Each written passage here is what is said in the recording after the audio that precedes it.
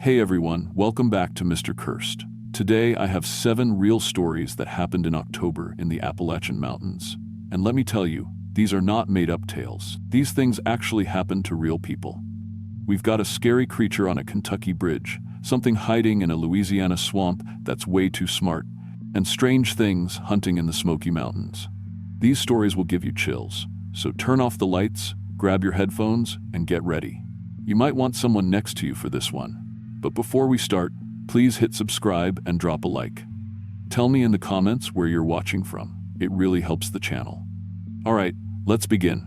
Here's story number 1.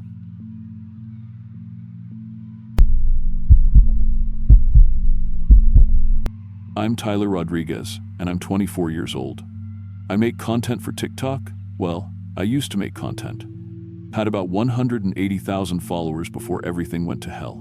My girlfriend Mia and we specialized in urban exploration stuff, abandoned buildings, creepy places, that sort of thing. We'd film ourselves going into these locations and document any paranormal activity we encountered. It was actually paying our bills for a while, which honestly still surprises me when I think about it. This was back in October of 2023, and we were living in this tiny apartment in Louisville, barely making rent each month. But the algorithm was working for us, and people seemed to love our content. Looking back now, I should have known something was wrong when the engagement started dropping. The algorithm can be brutal. One week you're getting millions of views, the next week you're lucky if you break 10,000. Mia had these massive student loans hanging over her head, and I was behind on my car payments.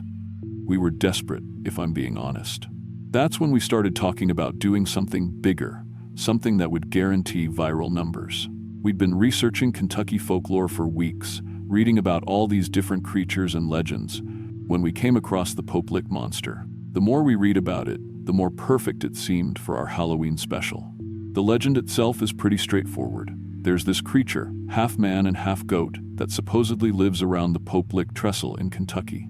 The locals say it lures people onto the train tracks, either by mimicking voices of loved ones or by playing some kind of hypnotic music. The thing is, people actually die on that bridge. Like, regularly. We found reports going back decades of people getting hit by trains or falling off the trestle, and according to the stories, witnesses always report seeing the creature right before someone dies. It's a 775-foot railway bridge that sits about 100 feet above the valley floor. Built back in 1929. Active freight trains still use it multiple times a day. Our plan was simple, or at least it seemed simple at the time. We'd hike out there after dark, set up our equipment on the bridge, and film overnight. We checked the train schedules, no expected traffic until 6 a.m., which would give us 8 solid hours of filming time. We brought all our professional gear, multiple cameras, night vision equipment, thermal imaging, the works. We even brought safety ropes and harnesses because Mia was nervous about the height.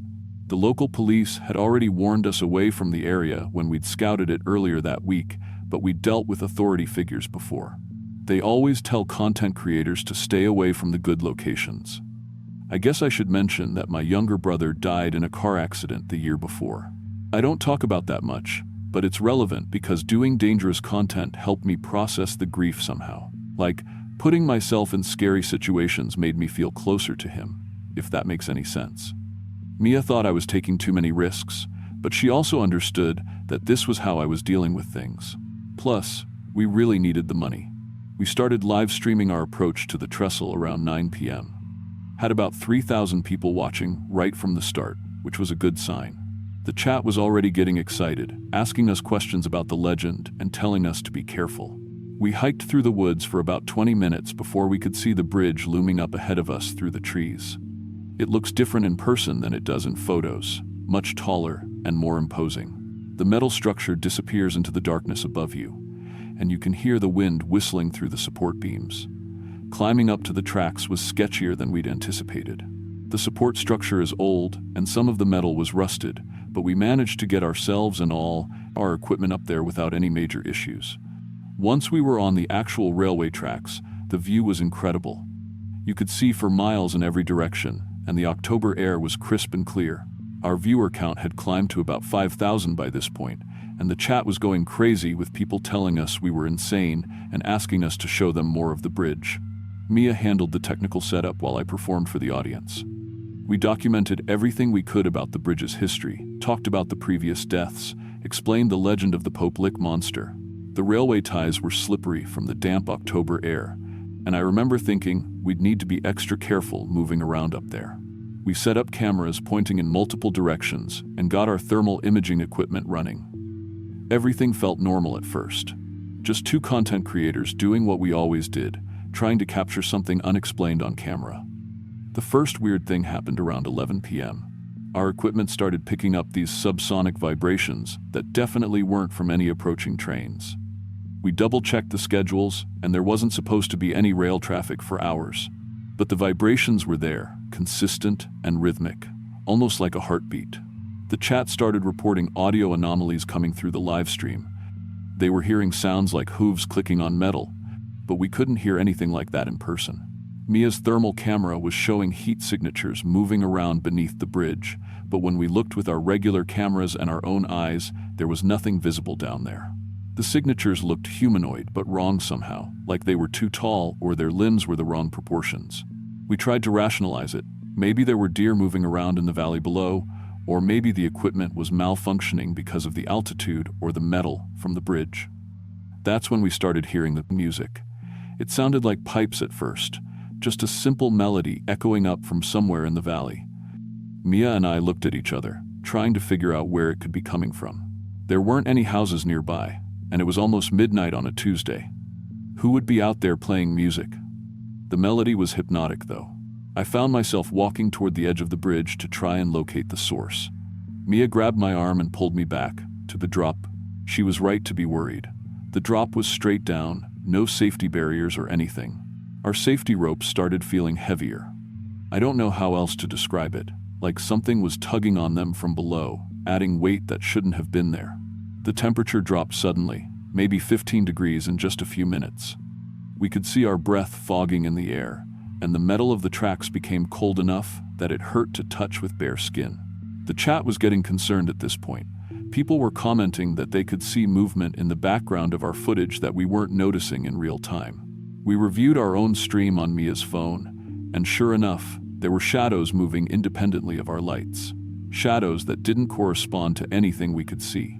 The pipe music was getting louder and more complex, like it was trying to communicate something. It had this rhythm that made you want to move to it, made you want to get closer to wherever it was coming from. At 1:33 a.m. exactly, I remember checking my phone right before it happened. Something large landed on the railway tracks, about 50 feet behind us. We spun around with our cameras and lights, and there it was. The Pope Lick monster, standing upright on these powerful goat legs, with a torso that looked almost human but was covered in coarse brown fur. Its arms reached nearly to the ground, longer than human arms should be. But the head was the worst part. It had human features, a nose and mouth and everything, but with these curved ram horns growing out of the sides and bright yellow goat eyes that reflected our lights. Our live stream exploded. The viewer count jumped to over 12,000 people in seconds, and the chat was moving so fast I couldn't read individual comments. Just a blur of people freaking out and asking if this was real. The creature started walking toward us with these deliberate, calculated steps. Its hooves clicked rhythmically on the metal rails, and that's when I realized the pipe music was coming from the creature itself. It was holding some kind of reed instrument, playing as it approached. Mia screamed and dropped her camera, but I kept filming. Some part of my brain was still thinking about the content, about how viral this was going to be. The creature stopped when it got within 20 feet of us and just stared. Then, it gestured toward the edge of the bridge with one of those long arms, like it was inviting us to jump. Its eyes were mesmerizing. I felt this overwhelming urge to follow its directions, to walk to the edge and just step off. The music was so beautiful, and jumping seemed like the most natural thing in the world. That's when the freight train horn blared in the distance. An unscheduled train was approaching, and it was coming fast. The creature smiled, and it had way too many teeth, and pointed toward the oncoming headlight. I could see it now, maybe half a mile down the tracks but closing quickly. Mia grabbed my arm and started pulling me across the trestle. We ran, carrying what equipment we could, racing the train while this thing followed behind us, still playing its pipe and calling out in a voice that sounded like wind through trees.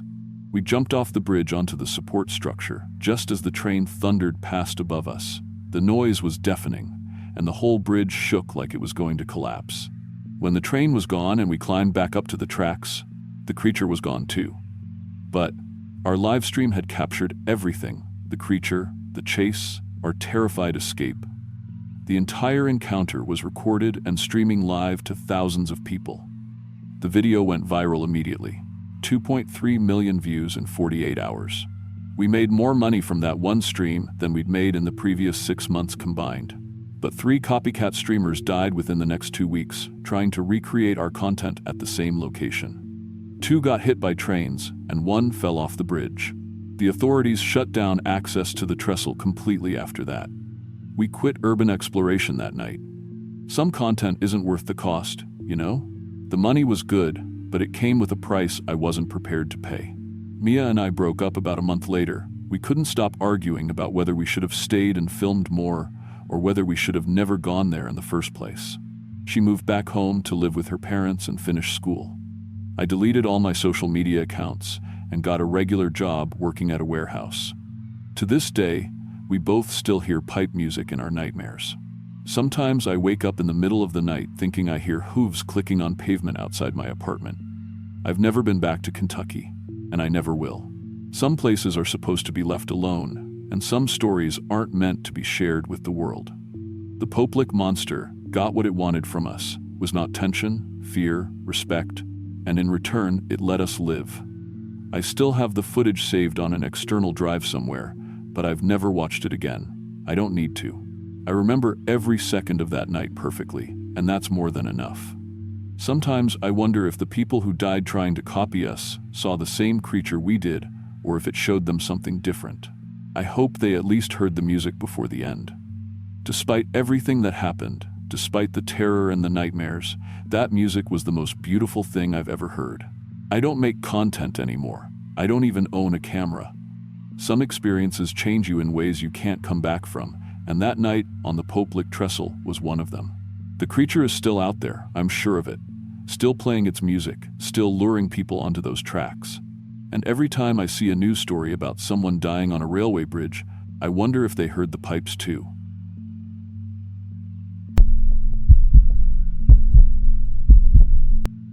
I'm 31 years old, and I work as a wildlife biologist at a small university in Kentucky.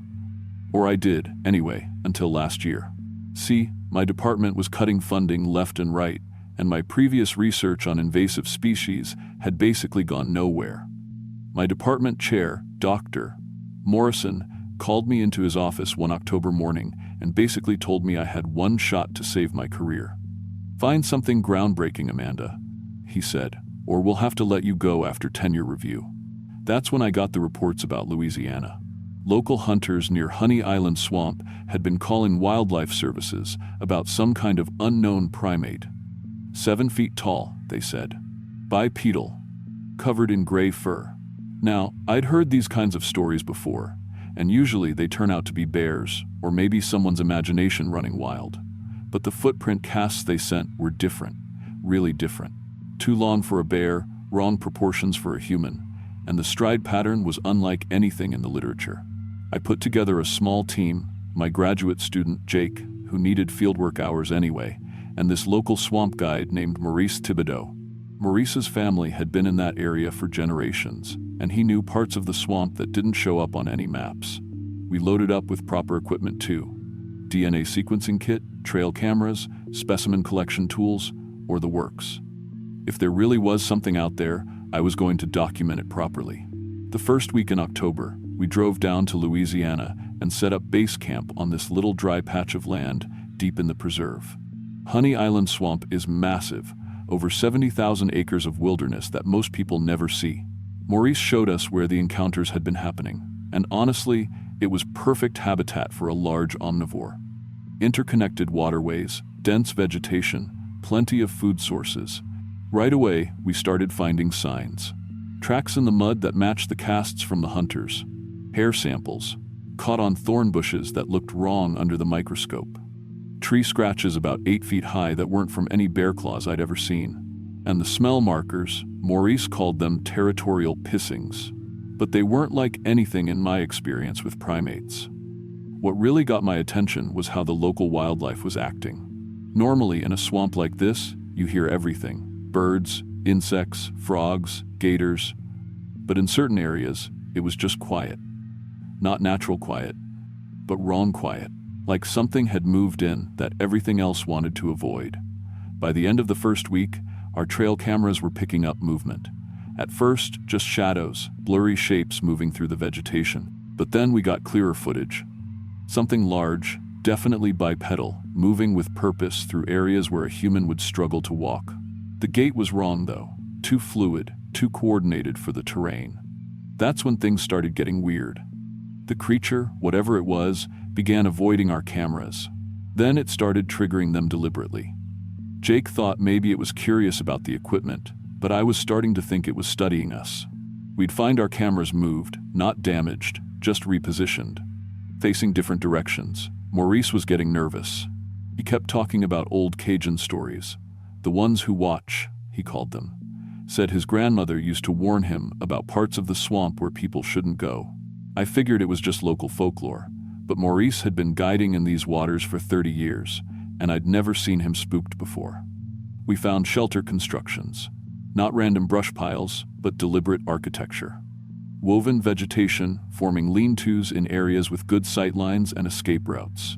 Near these shelters were food caches, organized collections of fish bones, small mammal remains, arranged aquatic plants. It was using tools too. Sharpened sticks for fishing, rocks for cracking shells. Problem-solving behavior way beyond what we expect from known primates. The communication markers were what really convinced me we were dealing with something extraordinary. Arranged stones in patterns, broken branches placed in specific configurations. When we mapped these sites, they formed a rough perimeter around our camp. We were being watched, studied, maybe even contained. Our audio equipment picked up vocalizations that made my skin crawl. They started out like normal primate calls, ulsa, grunts, barks, that kind of thing. But mixed in were sounds that were almost human, almost words. Jake said I was imagining it, but Maurice just nodded when I played the recordings back. "That's them," he said quietly. "The old ones." On day 18, we finally got visual contact. I was in our observation blind at dawn, scanning the tree line with binoculars, when it just stepped out of the shadows. 7 feet tall, exactly like the reports described. Gray-brown fur, covering most of its body, but the face. The face was the worst part. It was almost human. The bone structure, the way it held its head, the intelligence in its eyes. It approached our camp methodically, examining our equipment with obvious curiosity. No fear, no aggression, just scientific interest. When it reached one of our trail cameras, it carefully dismantled the housing and studied the components inside. It was learning how our technology worked. Then, it looked directly at me, made eye contact through my binoculars and held it for what felt like an hour, but was probably 30 seconds. In that moment, I knew this wasn't just an undiscovered animal. This was something with human-level intelligence, maybe beyond human intelligence.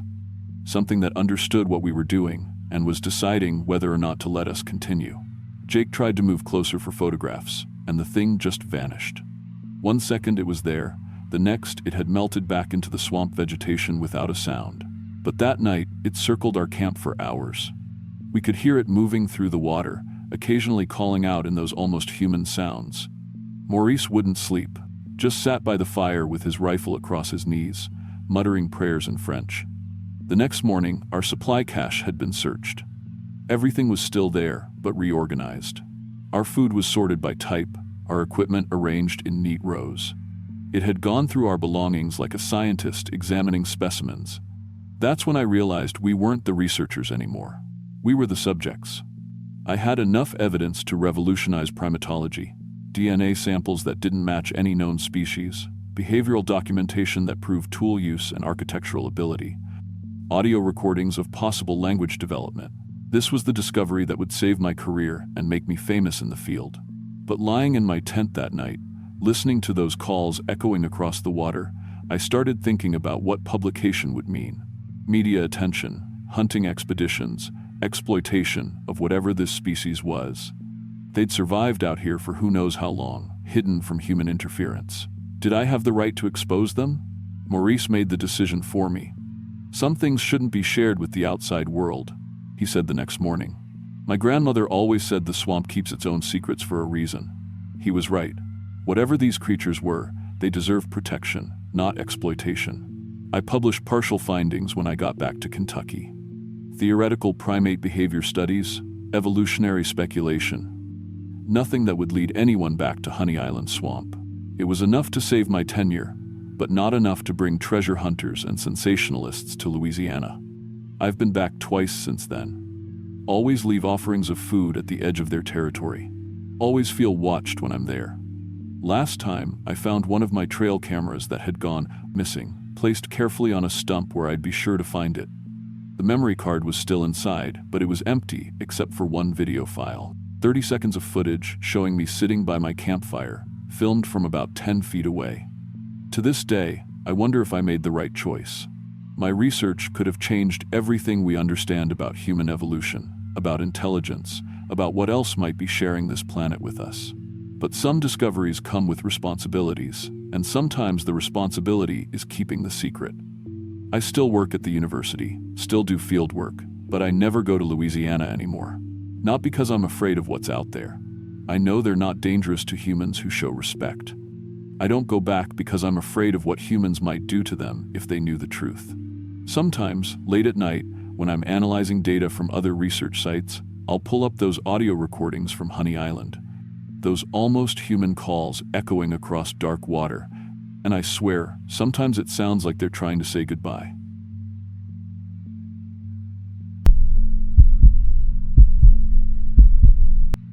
I'm 29 years old, and I work as a large animal veterinarian in southern Appalachia. Well, I used to work a lot more than I do now. My mobile practice covers rural communities across 5 counties, and honestly, it's been struggling ever since 3 other vets moved into our territory last year. I've got student loans that are basically drowning me, and every month it gets harder to keep the clinic truck running and my equipment maintained. But I love what I do, and these farmers depend on me. At least, they used to. This whole thing started in October 2023. I remember the exact date because it was October 13th when I got the first call. Mrs.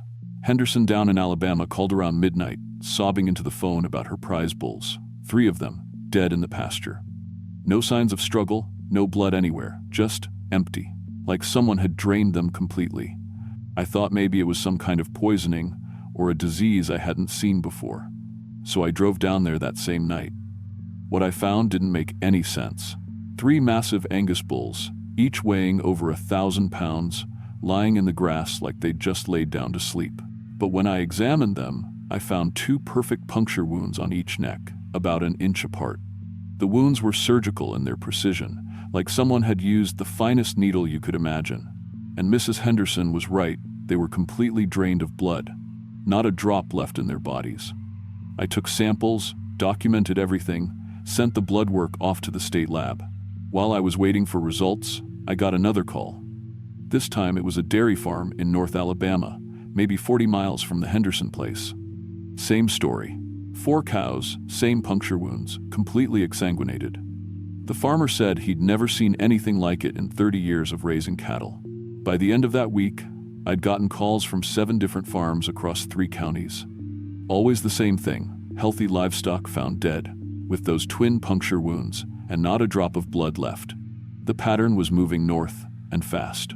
I started mapping the locations, and you could draw a straight line from one attack to the next, heading through Georgia toward Tennessee. The blood work came back with something I'd never seen before.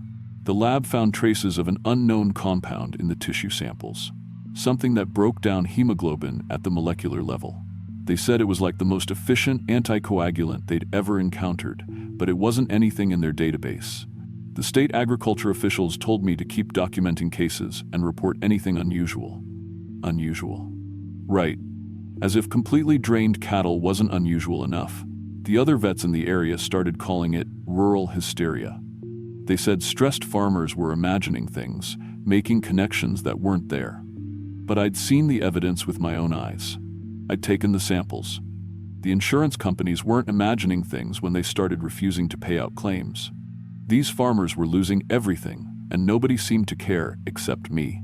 I made a decision that probably saved my practice or destroyed my reputation. I'm still not sure which. I was going to track this thing, whatever it was, and document everything. If there was some kind of predator moving through our area, the federal government needed to know about it. Agricultural bioterrorism was a real concern, and this had all the hallmarks of something intentional. I loaded up my mobile clinic with extra equipment and started following the trail. In 2 weeks, I documented 47 separate attack sites across 4 states. The pattern never varied. Healthy animals selected with obvious intelligence. Dual puncture wounds precisely placed on the carotid artery.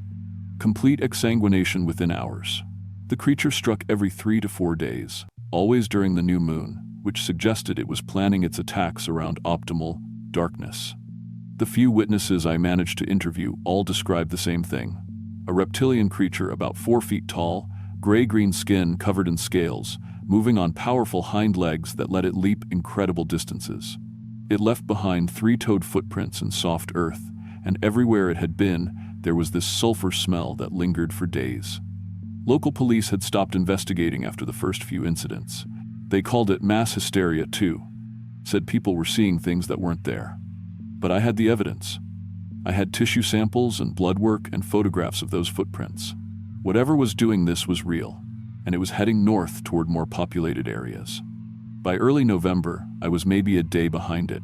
The sulfur smell was getting stronger at each new attack site, and the kills were getting fresher. I was closer than I wanted to be, if I'm being honest. But I needed proof that would make the authorities listen. On November 8th, I set up surveillance at a cattle farm outside Chattanooga. Based on the migration pattern, this farm was directly in its path. The owner, Mr. Briggs, let me park my mobile clinic at the edge of his pasture where I could watch the herd through night vision binoculars. I had motion sensors set up around the perimeter and recording equipment running continuously. At 3:17 a.m., the motion sensors went off. I grabbed my binoculars and looked toward the pasture. Something was moving between the cattle with a fluid, predatory grace that made my skin crawl. Through the night vision, I could see it clearly for the first time. 4 feet tall, exactly like the witnesses had described. Gray-green scales caught the infrared light, and its large eyes were adapted for complete darkness. It moved on muscular hind legs, able to leap over the 6-foot fence like it was stepping over a puddle. The creature moved through the herd with obvious intelligence. It examined each animal carefully, passing by the younger cattle and focusing on the largest, healthiest bulls. When it made its selection, it approached with surgical precision. A hollow proboscis extended from its mouth, maybe 6 inches long and thin as a needle. The bull didn't even seem to notice when it made contact with the neck. There was no struggle, no distress. The animal just stood there while this thing fed. The whole process took maybe 10 minutes. When it was finished, the bull simply collapsed. Dead. Empty. That's when the creature turned toward my vehicle. We made eye contact through my binoculars, and I swear I saw intelligence in that alien gaze.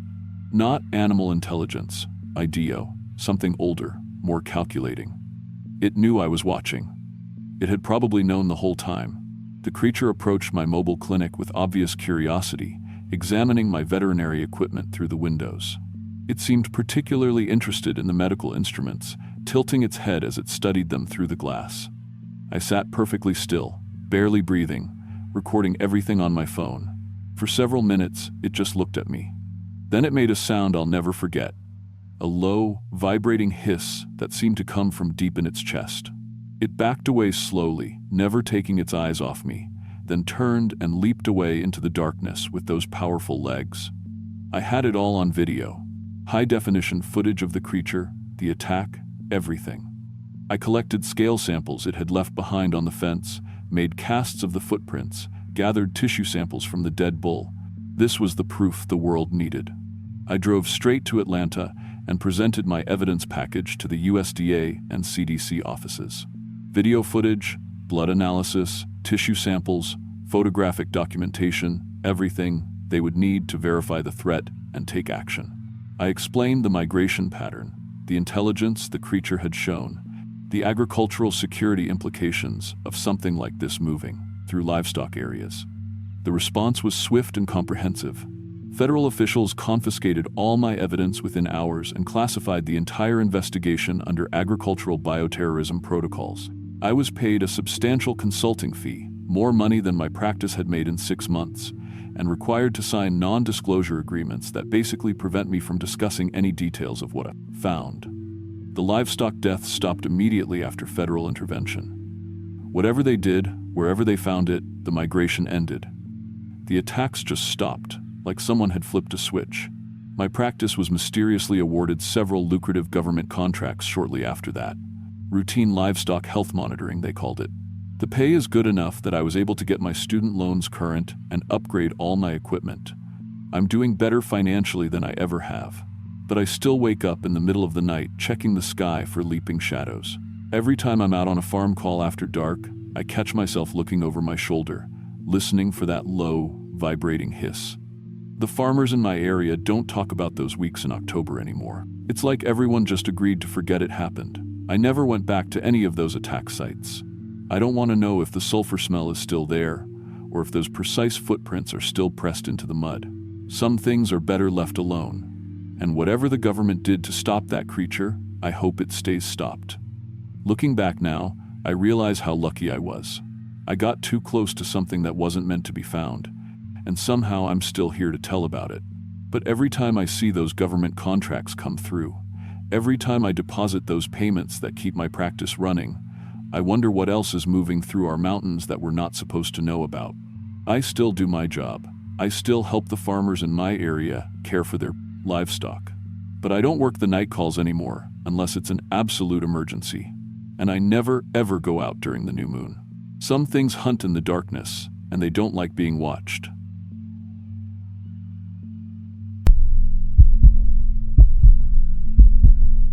I'm 44 years old, and honestly, I don't talk about this much. My name's Ben Mitchell, and I spent 20 years as a ranger in Great Smoky Mountains National Park before I took early retirement last year. Most people think I left because my wife divorced me, citing my obsession with work and inability to prioritize family. That's partly true, I guess. But the real reason I left has to do with something that happened in October 2023, something that made me realize there are things in those mountains that the public doesn't need to know about. Things that park management would rather keep quiet to protect tourism revenue during peak fall season. See, I was the lead ranger for the remote Cataloochee section, which means the safety of visitors in that area was my responsibility.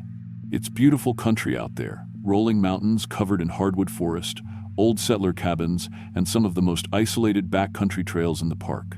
But isolation can be dangerous, especially when something's hunting in those woods that doesn't match any known wildlife in the region. The trouble started with incident reports. 3 separate hiking groups had been attacked by what witnesses described as baboon-like creatures with kangaroo legs that could leap impossible distances.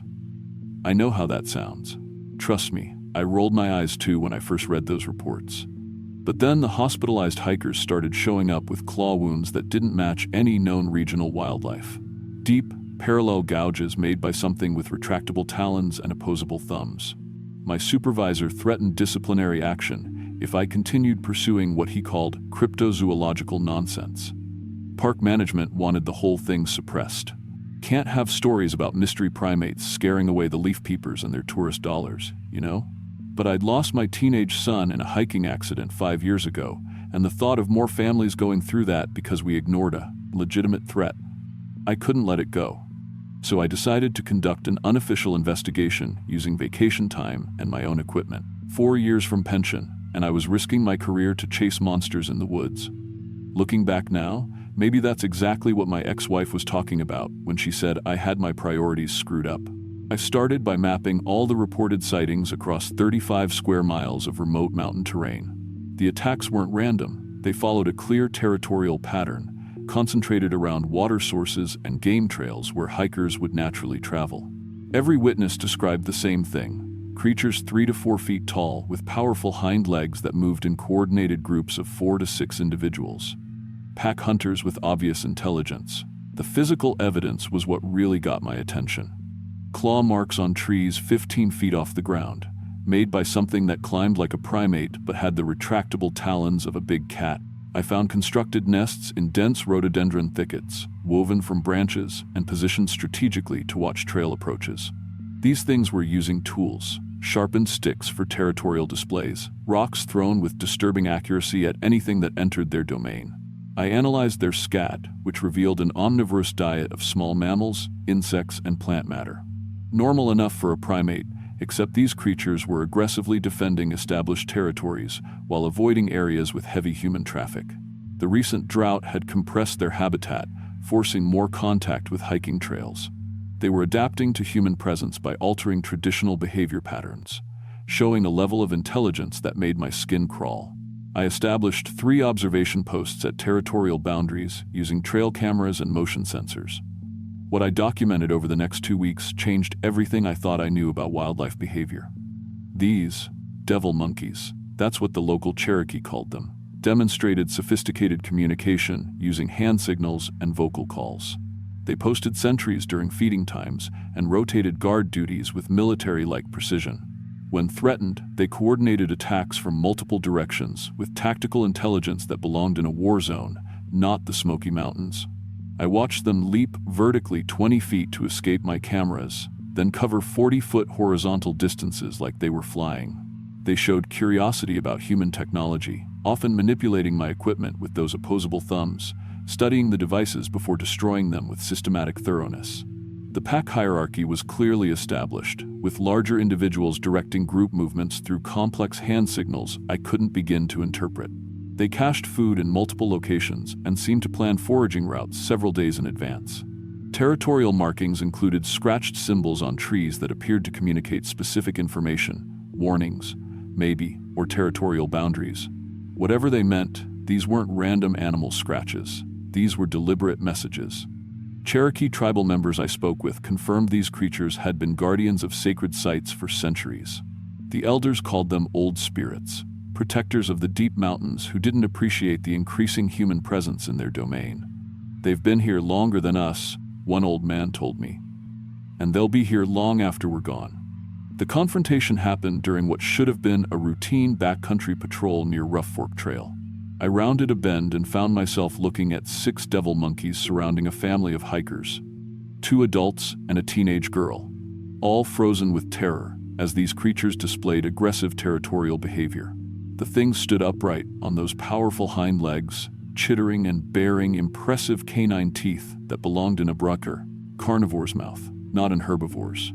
I used standard wildlife deterrent protocols, loud noises, raised arms, direct eye contact to establish dominance.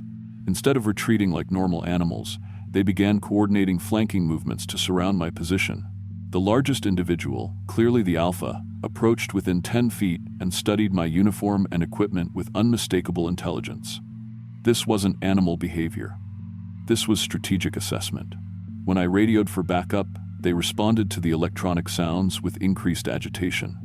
The pack began throwing rocks and sticks with disturbing accuracy, targeting my radio and GPS specifically. They knew what those devices were. They understood what I was trying to do. I fired warning shots into the air. 3 shots from my service weapon, echoing off the mountain walls like thunder. That finally prompted them to retreat into dense forest cover, but not before the alpha fixed me with a stare that I still see in my nightmares. Pure intelligence, pure calculation, and something that looked a lot like promise. "We'll be watching." I immediately closed the affected trail sections and filed incident reports with park headquarters. Management suppressed my documentation and transferred me to administrative duties within a week. The hiking family was treated for minor injuries but asked to sign confidentiality agreements. Standard procedure for animal encounters of uncertain origin, they called it. I secretly installed early warning systems along known devil monkey territories, IMA motion sensors linked to my personal phone that would alert me if something was moving through their domains when hikers were nearby. My unofficial monitoring prevented 3 additional encounters through strategic trail closures that I disguised as routine maintenance. Park officials eventually acknowledged an unknown primate species, but classified all information. I retired early with full pension, officially, for personal reasons. Unofficially, because I'd become a liability, a ranger who believed in monsters. But I still patrol those mountains as a volunteer. I know where they are. I know their territories. And I know that some places in Appalachia belong to older residents than us. The Cherokee were right about that. To this day, I get calls from current rangers about unusual wildlife activity in the Cataloochee section. I always respond the same way. Close the trails, cite maintenance issues, and don't go in there alone. Because those devil monkeys are still out there, still protecting their territory, still watching the humans who venture too deep into their domain. My ex-wife was wrong about one thing. I did know how to prioritize. I just prioritized public safety over my marriage, my career, and my pension. Some things are more important than personal comfort. I've never told anyone the full story before now. Honestly, I'm not sure why I'm telling it to you. Maybe because people have a right to know what's really living in those mountains. Maybe because ignoring something doesn't make it go away. Or maybe because I still wake up some nights, hearing that chittering sound carried on the wind from the mountains I used to call home.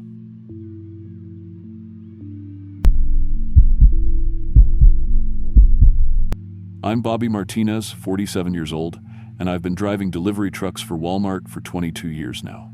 Got 3 kids in college and a wife battling cancer, so honestly, every paycheck matters more than it ever has.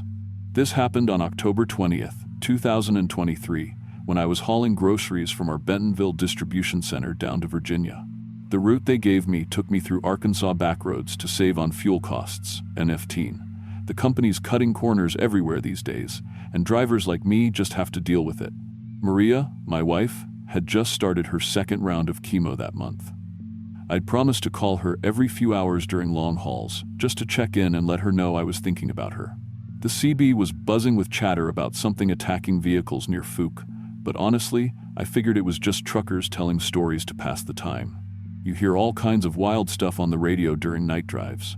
I've been driving these mountain roads since 2001, and I've seen everything from drunk drivers to escaped livestock, so not much surprises me anymore. My rig is a 2019 Freightliner Cascadia, fully loaded at 79,000 pounds. I keep family photos taped to my dashboard, Maria from our wedding day, the kids at various graduations and birthdays. Makes the long nights feel less lonely, if I'm being honest. I was planning to surprise my youngest daughter Emma with a visit to her dorm at Virginia Tech after this delivery. She'd been worried about her mom, and I thought seeing her old man's face might cheer her up a bit. Around 11 p.m., something weird happened. The CB radio went dead silent, which was strange for a Friday night in trucking country. Usually there's constant chatter, guys complaining about dispatch, sharing road conditions, telling jokes to stay awake, but suddenly, nothing. Just static and the low hum of my diesel engine. I was cruising down Highway 71 when my headlights caught something in the distance that made me hit the brakes. There was a Honda Accord pulled off on the shoulder, but something was wrong with it. Really wrong. The entire roof was peeled back like someone had opened a sardine can. Metal twisted and curled up toward the sky in a way that made no sense. I pulled over, thinking there might be survivors, grabbing my emergency medical kit from behind my seat. As a trucker, you learn to be the first responder in a lot of situations. But when I got closer, the car was completely empty. No blood, no bodies, nothing. Just seats and broken glass scattered around the interior. What really got to me were the claw marks running from the roof all the way down to the tires. Deep gouges that went straight through the metal, deeper than any bear or mountain lion could make. I'd seen animal attacks before, and this was different. This looked like something had gripped the car and just squeezed until the metal gave way. I was taking photos with my phone to send to state police when I noticed something that made my stomach drop. My phone showed no service despite having full bars just minutes before. I tried calling anyway, but nothing went through. That's when I heard branches snapping in the Arkansas timber behind me. Heavy footsteps, getting closer. Something massive emerged from the tree line, at least 9 feet tall, covered in matted dark brown fur that looked wet even though it hadn't rained. It walked upright like a man, but hunched forward, with arms that hung nearly to the ground. The proportions were all wrong, too big, too long, too powerful. When it saw me standing there by the destroyed car, it opened its mouth and let out a roar that made my truck's windows vibrate from 50 feet away. The stench hit me like a physical wall. Rotting meat mixed with wet dog and something chemical, like old motor oil. I thought about Maria in her hospital bed, about never seeing my kids graduate, about Emma waiting for me to visit. I ran for my cab faster than I'd moved in. 20 years. In my side mirror, I watched the thing step onto the asphalt and start following my truck at a steady lope. It wasn't running, just keeping pace with my acceleration like it was out for a casual jog. I floored it, but every time I checked the mirror, there it was, matching my speed without any visible effort. 3 miles down the highway, I found another vehicle. An overturned pickup truck with Louisiana plates, lying on its side in the ditch. This one had blood smeared across the shattered windshield, and massive handprints pressed into the mud around the wreckage. Each print was easily twice the size of my own hands, with what looked like claw marks at the fingertips. That's when my diesel engine started stuttering and losing power, like something was choking the fuel line. I've been maintaining trucks for over 2 decades, and I know every sound my rig makes. This wasn't mechanical failure. Through my windshield, I could see fresh scratches appearing on the glass right in front of my eyes, invisible claws marking territory, letting me know I was being watched. The CB crackled to life with pure terror. Another trucker somewhere out there was screaming, "God help me, it's tearing my trailer apart." The transmission cut to static before I could respond. I looked in my passenger mirror and nearly lost control of the wheel. The creature was running alongside my truck at 55 miles per hour. Keeping perfect pace, its yellow eyes locked on mine through the window. Up close, I could see the intelligence in those eyes. This wasn't some dumb animal acting on instinct. It was hunting. It was playing with me. All I could think about was Maria waiting for my call, wondering why I hadn't checked in. The kids, depending on me to provide for the family. I couldn't die out here on some backwoods Arkansas highway, not when they needed me most. The thing leaped onto my running board and started hammering on the passenger window with fists the size of boulders. The glass spiderwebbed instantly, safety glass holding together but barely. I grabbed the tire iron from behind my seat and without thinking, smashed it through the window, catching the beast square in its snarling face. It howled, a sound that seemed to come from everywhere at once, echoing off the mountains. The creature tumbled off my truck, rolling into the drainage ditch beside the highway in a tangle of fur and limbs. For a second, I thought I'd actually heard it, maybe scared it off. But when I checked my mirrors, it was already climbing out of the ditch and chasing me again. This time it was angry. Really angry. It started hurling chunks of asphalt and tree branches at my trailer, each impact denting the aluminum walls with sounds like gunshots. I could feel my 40,000 pounds of cargo shifting as the creature jumped onto my trailer roof. The whole rig rocked side to side while I maintained 70 miles per hour, gripping the wheel with white knuckles. I thought about Emma's graduation next spring, about walking her down the aisle someday, about growing old with Maria if she beat the cancer. All the normal things I was supposed to do, supposed to be there for. The beast was trying to tear open my cargo doors while I was doing highway speeds.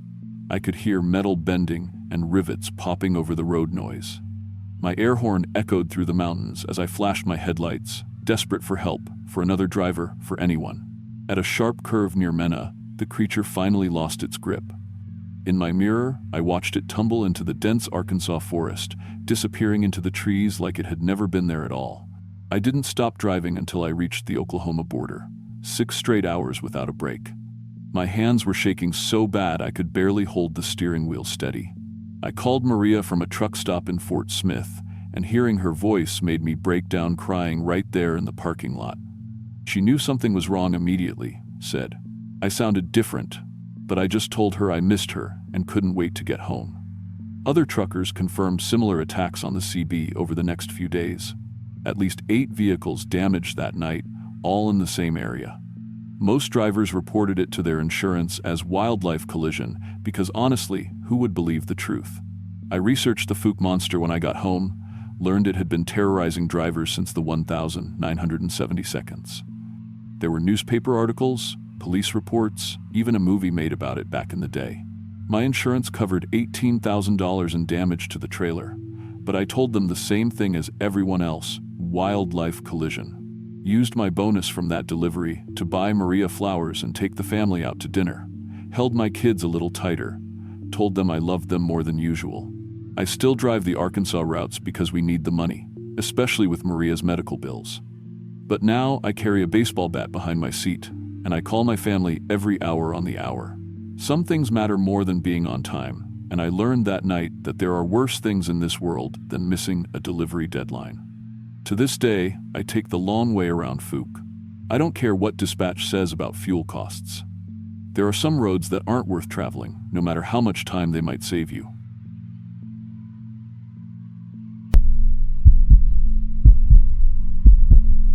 I'm 35 years old, and I used to be a psychology professor at Middle Tennessee State University. Used to be, because apparently studying what I called environmental psychology and what the tenure committee called unscientific research interests was enough to get me kicked out of academia. But that's not why I'm telling you this story. I'm telling you because 2 weeks in October 2023 changed everything I thought I knew about the world, and honestly, I'm still trying to make sense of it all.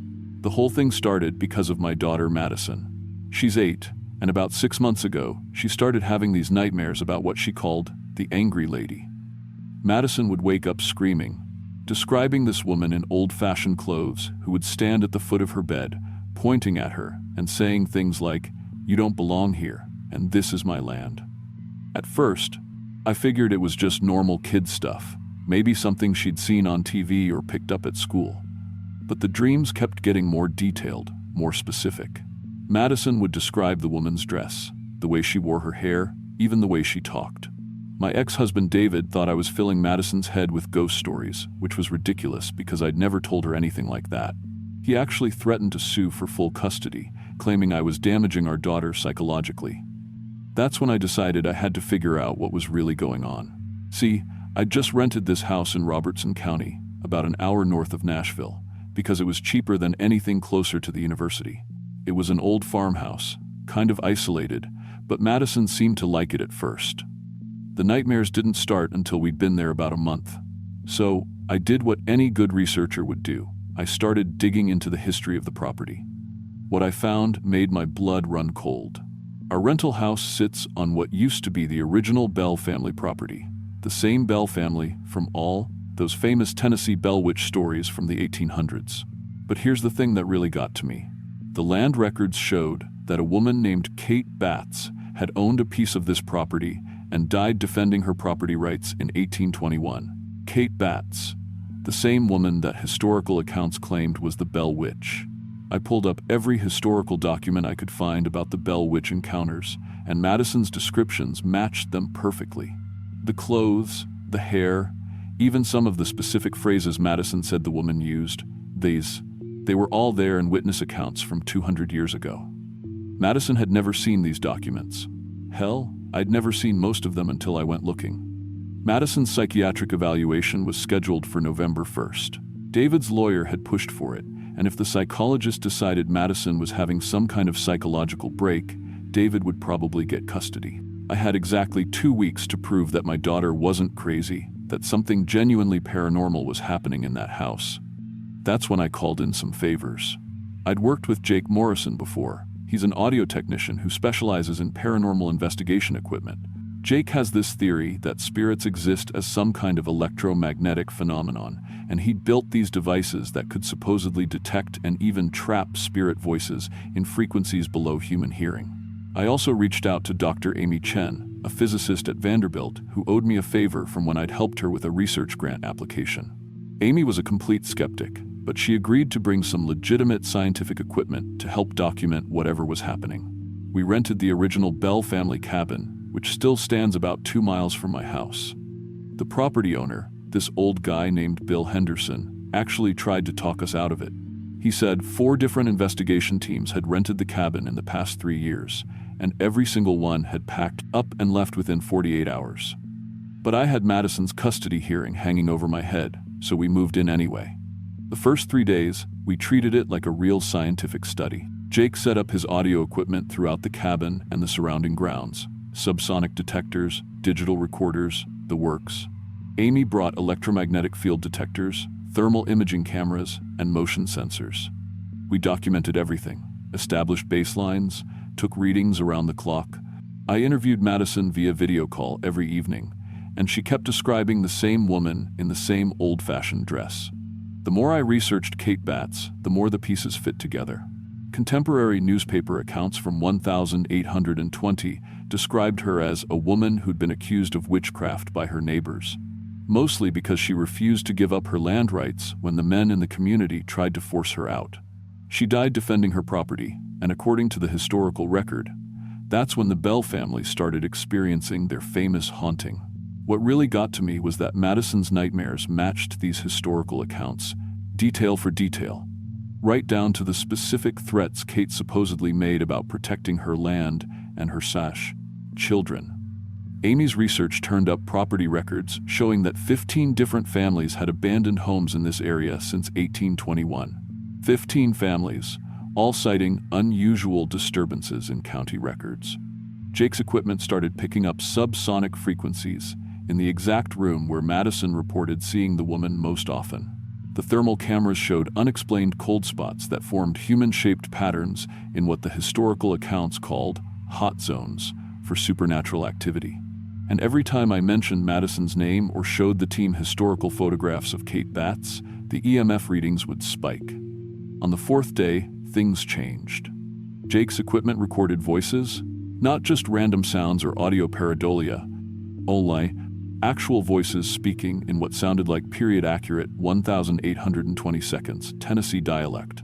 Amy ran the recordings through voice analysis software, and the speech patterns matched linguistic studies of early Appalachian settlers.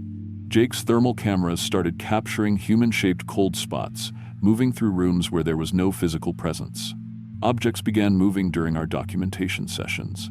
Books sliding off shelves, doors closing by themselves, chairs rocking back and forth with a steady rhythm. But the voice? That was what convinced me something real was happening. It identified itself as Kate Batts, and it demonstrated knowledge that it shouldn't have had. It knew details about Madison's daily routine in Nashville, things we'd never discussed on the property. It knew about my custody battle, details that only my lawyer and David should have known. Amy's recording equipment captured the voice speaking simultaneously in multiple rooms, which was physically impossible for any living person. The physical attacks started on day 5. Jake got slapped across the face by something invisible while he was adjusting a camera. Amy had her hair pulled hard enough to jerk her head back. I felt invisible hands grabbing at our equipment, trying to move it or knock it over. But here's what really got to me. Whenever the voice talked about Madison, it became protective. It called her my child and blood of my blood, like Madison somehow belonged to it. By day 8, we documented 73 separate paranormal events with multiple forms of scientific evidence. Kate, and I'd started thinking of the voice as Kate, demonstrated an ability to manipulate electronics.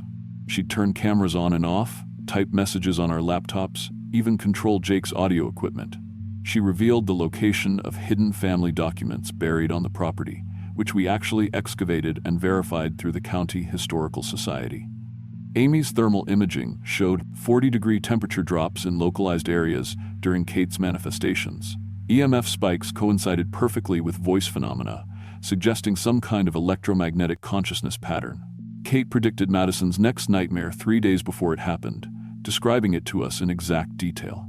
She correctly forecasted a thunderstorm and warned us about a tree that would fall near our equipment. And it did, exactly when she said it would. The physical evidence kept accumulating. Handprints appeared in dust on surfaces we'd just cleaned. Scratch marks spelled out "Protect the Child" on the cabin's wooden walls. Voice analysis confirmed that Kate was a distinct personality, not psychological projection or audio pareidolia. Even Amy, who'd come in as a complete skeptic, admitted that our evidence met scientific standards for what she called anomalous phenomena requiring further study. On our final night, October 29th, Kate manifested visually. Amy's infrared cameras captured her around 2:30 a.m., a translucent woman in 1,820 seconds dress, appearing exactly as described in historical accounts. She matched courthouse records and witness drawings from 200 years ago perfectly. Kate spoke directly to our cameras, explaining her connection to children living on her former land. She claimed to protect descendants of families who had shown her kindness during her lifetime, and she said Madison was one of those descendants. Our equipment recorded her revealing the location of John Bell's missing personal effects, buried near what used to be the original property line. We found them exactly where she indicated, a wooden box containing Bell's personal account of Kate's true nature. According to Bell's own words, Kate Batts had never been malevolent. She'd been a woman defending her home and her right to exist, and after her death, she'd continued protecting children who were connected to her land. Kate promised to watch over Madison, but she also warned that she would follow anyone who threatened her children. The way she said it, looking directly into our cameras, made it clear she was talking about David and his custody lawsuit. I presented our evidence to family court on November 1st. 2 weeks of scientific documentation, video recordings, thermal imaging, EMF readings, voice analysis, everything we'd collected. Madison's episodes were reclassified as environmental sensitivity rather than psychological disturbance. I retained custody, and honestly, David seemed almost relieved.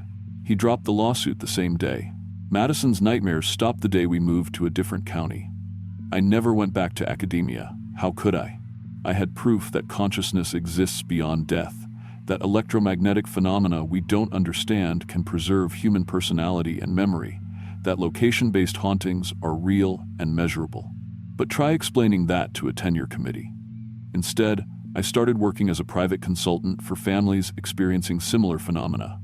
Jake and Amy work with me now.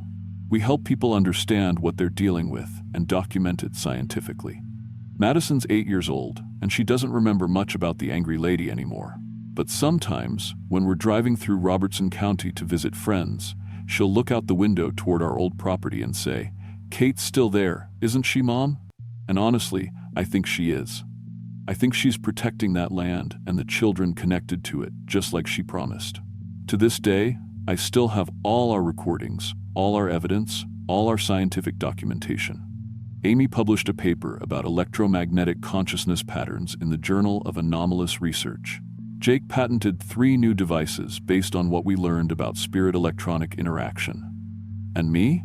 I've got a daughter who's happy and healthy and nightmare-free, living in a house where the only spirits are the ones in my bourbon cabinet. But sometimes, late at night when I'm working on a new case, I'll get this feeling like someone's watching over my shoulder. The EMF detector on my desk will spike just once, real quick, and I'll know Kate's checking in, making sure I'm still protecting children, still telling the truth about what really happened on her land. And you know what? I'm okay with that. Some promises are worth keeping, even when they're made to the dead.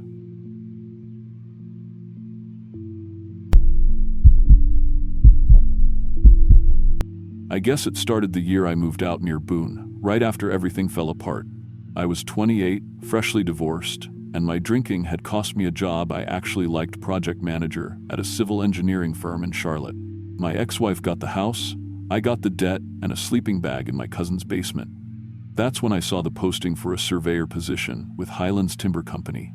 The pay was half what I used to make, but it came with solitude, and that's all I wanted. My name's Jacob Miller, and I thought I was running away from my problems. Turns out, I was running straight into something worse. The company sent me to a place called Panther Gap that October, deep in the Nantahala National Forest. My job was to survey an old-growth tract near the Tennessee borderland that had been in legal limbo for 60 years after the original owner died without heirs. The nearest town was Cades Hollow, population 180, and even the locals didn't go up to Panther Gap. There's stories about that place. The clerk at the general store told me when I bought supplies. Old stories. The kind we don't tell tourists. I laughed it off. I'd grown up in these mountains, spent summers with my grandfather learning to track and hunt. I figured I'd heard all the ghost stories. I set up camp in an old CCC cabin from the 1932nd, one of those civilian Conservation Corps shelters built during the Depression. Single room, stone fireplace, shutters that actually closed. My grandfather had told me about these cabins, said the men who built them sometimes found things in the woods, things that made them refuse to work certain areas. But that was just mountain talk, the kind of folklore people use to explain away their fear of the wilderness.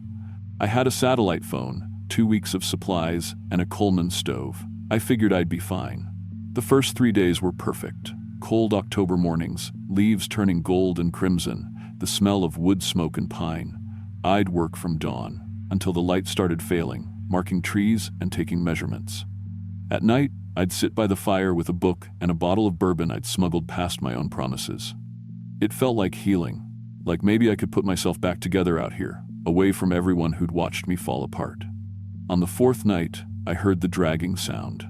I was frying some Spam on the camp stove when I caught it through the window, something heavy being pulled through the leaves, rhythmic and slow. I grabbed my flashlight and stepped onto the porch. The beam cut maybe 30 feet into the darkness before the trees swallowed it. The dragging stopped the second my boot hit the wood. I stood there, listening to my own breathing, waiting. Nothing. Just October, wind rattling the branches. I convinced myself it was a black bear pulling a log, looking for grubs.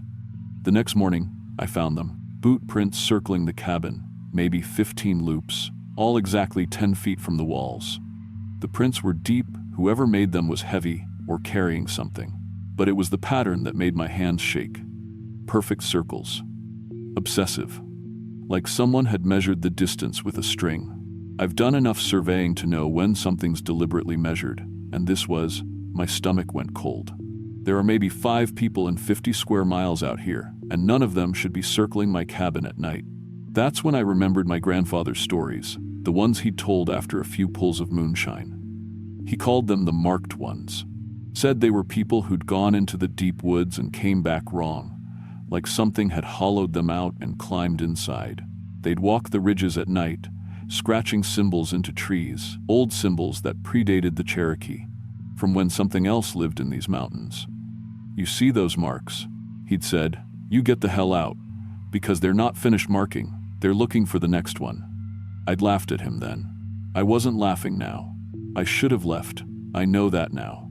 But I needed this job, needed the money, needed something to show people I wasn't just a drunk who'd thrown his life away.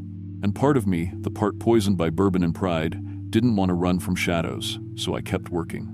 But I brought the satellite phone with me, kept it in my vest pocket where I could reach it fast. Around 3 that afternoon, a mile from camp, I found the tree. A massive white oak, probably 300 years old, with symbols carved deep into the bark. Not letters. Not any language I recognized. They were angular, sharp, like someone had tried to draw letters but only remembered the idea of them. The wood was fresh, white, and weeping sap. Someone had done this recently. This morning, maybe, while I was eating breakfast. I pulled out my phone to take pictures, and that's when I realized my mistake. The battery was dead. I'd charged it the night before, full green bars, but now it was completely drained. My hands were shaking as I dug in my pack for the backup battery. Dead too, both of them. Like something had just pulled the charge right out. That's when I heard it behind me, a branch snapping, close. I spun around, and for just a second, I saw something move behind a hemlock about 40 yards off. Tall, wrong proportions, then nothing. My heart was hammering so hard I could feel it in my teeth. I took 3 photos with my camera actual film, thank God, and started back to camp, fast. Every few minutes, I'd hear it. Branches snapping, leaves rustling, always behind me, always just out of sight. I'd stop, it would stop. I'd walk, it would follow. The thing about being stalked is your body knows before your brain accepts it. My lizard brain was screaming, run, but I made myself walk steadily, like my grandfather taught me. Prey runs, he'd said. You're not prey. But I wasn't sure that was true anymore. I made it back to the cabin with maybe an hour of daylight left. I locked the door, there was an old iron bolt, probably original to the building, and wedged the table against it. I checked the windows. The shutters were solid oak, 3 inches thick, with iron latches. I closed and locked them all. Then I tried the satellite phone again. Still dead. I tried replacing the batteries with the ones from my flashlight. Dead within seconds, like something was actively draining them. That's when I understood. It didn't want me calling for help. It wanted me alone. The dragging sound came back at sunset, closer this time. I could hear it circling, that same slow rhythm, patient and methodical. I stood in the middle of the cabin with my hunting knife, watching the shuttered windows, listening to it move. Then it stopped, right outside the door. I could hear breathing wet and ragged, like damaged lungs. Then the scratching started. long, slow scrapes against the wood, deliberate and rhythmic. It was carving the symbols, the same ones from the tree. I could hear it moving around the cabin, scratching them into every wall, working its way around the entire structure. The sound went on for hours, and with each scrape I felt something pressure behind my eyes, like the beginning of a migraine, but worse. Like something pushing on my skull from the inside. Around midnight, I heard my grandfather's voice outside the cabin. "Jacob, boy, you in there? Need you to open up." My grandfather had been dead for 6 years. I pressed my back against the far wall, knife in my shaking hand. The voice came again, perfect, his accent, his cadence, the way he'd always called me boy, even when I was grown. "Getting cold out here, Jacob. Let your old papa in." I bit down on my tongue until I tasted blood, using the pain to keep from answering. Because whatever was out there, it wasn't my grandfather. It was wearing his voice like a coat. "Fine," the voice said, and the tone changed colder, flatter. "I'll just finish the marking. You're almost ready anyway." The scratching continued, moving around the cabin, completing its circuit. And with each symbol carved into the wood, that pressure in my head got worse. I started seeing things at the edges of my vision, tall shapes, watching from the corners. When I'd turn to look, they'd be gone. My nose started bleeding. I could feel something crawling under my thoughts, like someone riffling through files in my brain. It was looking at my memories, choosing them. My wedding day, my father's funeral, the night I came home drunk and my wife had her bags packed. Every moment of shame and pain, being examined by something vast and hungry. Then I understood what the symbols were. They weren't language, they were a map of me. It was marking the cabin the way a biologist marks a specimen, cataloging, categorizing, preparing it for collection. Preparing me. That's when I broke. I grabbed the bourbon bottle from my pack 3/4 full and smashed it against the stone fireplace. The smell of alcohol filled the cabin, sharp and familiar. Then I tore pages from my surveying notebook, twisted them into spills, and lit one in the fireplace's embers. I set the place on fire. It was the only thing I could think of. If the symbols were a map, I'd burn the map. I set the walls alight, feeding the flames with everything I could. Papers, blankets, my pack. The cabin was old and dry. It went up fast. The scratching outside stopped immediately, replaced by something else, a sound like screaming, but wrong. Too many voices at once, overlapping and discordant. I grabbed my camera and knife, kicked open the back window shutter, and ran. The woods were pitch black, and I ran anyway, branches tearing at my face, roots trying to trip me. Behind me, I could hear it crashing through the undergrowth, that lurching, dragging gait, but faster now. Desperate, the cabin was a column of orange. Light behind me, painting the trees in flickering shadow. I ran for the service road where my truck was parked, 3 miles of mountain trail in the dark. I fell 6 times. Every time, I'd hear it getting closer, that dragging sound, those wet breaths. The 6th time I went down, I looked back and saw it silhouetted against the burning cabin. 7 feet tall, arms hanging to its knees, head tilted at an angle that would break a human neck. It wasn't chasing me anymore. It was just standing there, watching me go. I made it to my truck as the sun was rising, drove straight to Cades Hollow and told the sheriff I'd accidentally started a fire at the cabin. He drove up to check the damage, came back, and said the whole structure had burned to the foundation. Said I was lucky I got out, asked if I'd seen any strange tracks around the area. I said no. I developed the photos from my camera 2 weeks later. The symbols were there, carved into the oak tree. But in the background of all 3 shots, barely visible between the trees, was a tall, dark shape, watching. I sent my resignation to Highlands Timber the next day. Told them I was done with surveying, done with remote work, done with being alone in the woods. But here's the thing that keeps me up at night. 3 months after I left, I was working construction in Asheville, and I found a symbol scratched into the steel beam of the building we were working on. One of the symbols from the tree. I filed it smooth, didn't tell anyone. A week later, another one appeared on the door of my apartment building. Then, one on my truck's hood.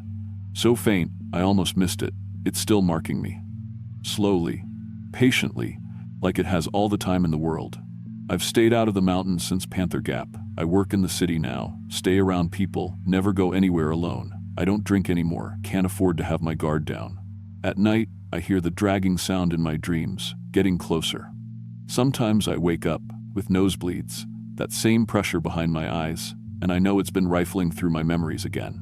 My grandfather told me the marked ones look for people who are already lost. People who've wandered too far from where they're supposed to be. People like me, running from their lives, thinking isolation is healing. He said once they mark you, it's just a matter of time before they come to collect.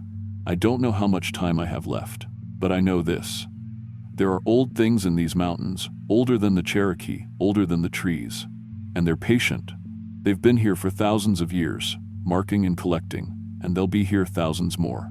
If you ever go hiking in the Appalachians, and you find symbols carved into trees, angular, wrong-looking symbols that hurt to look at, don't take pictures. Don't touch them. Just turn around and get the hell out, because somewhere nearby, something is watching. Something is deciding if you're ready to be marked. And once you're marked, you're never really alone again.